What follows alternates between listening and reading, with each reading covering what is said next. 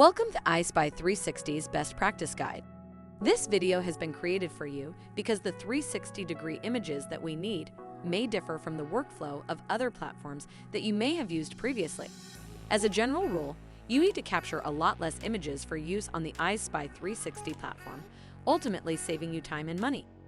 By following this guide, you will help improve the overall look and feel of your virtual tour, 3D model, and floor plan, as well as their accuracy. Okay, let's get started. This image shows what the ideal lens height position should be. As you can see, it is the height from the floor to the lens of your mounted 360 camera or mobile phone. Make sure you take a note of this measurement, as you will be required to enter it when you submit your order. Always try and keep your lens height the same whilst capturing all of your 360 photos. Our suggestion would be 5 feet or 150 centimeters. Now let's look at where your camera and tripod should be positioned as you move around the building. Here's our top tips.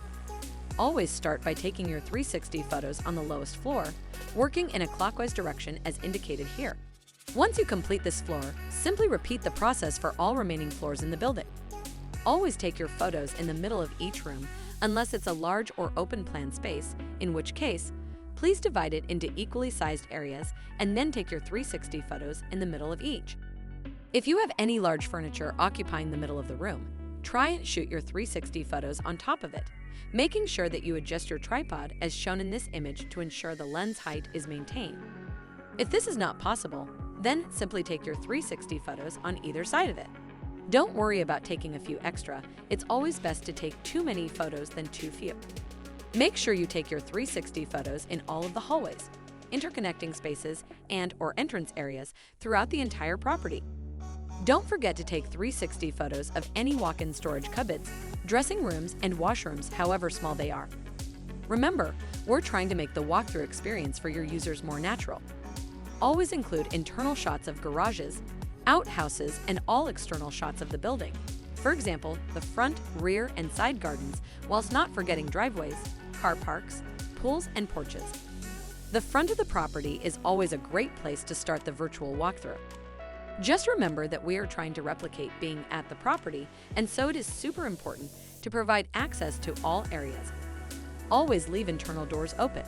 Closed doors just limit the user's experience. When shooting in large rooms and areas or outside spaces, try to make sure that there is a clear line of sight between each 360 photo. For example, if you take a photo in a hallway, you will want to ensure that you can see all doors leading from it. If not, capture an additional 360 image where this is possible.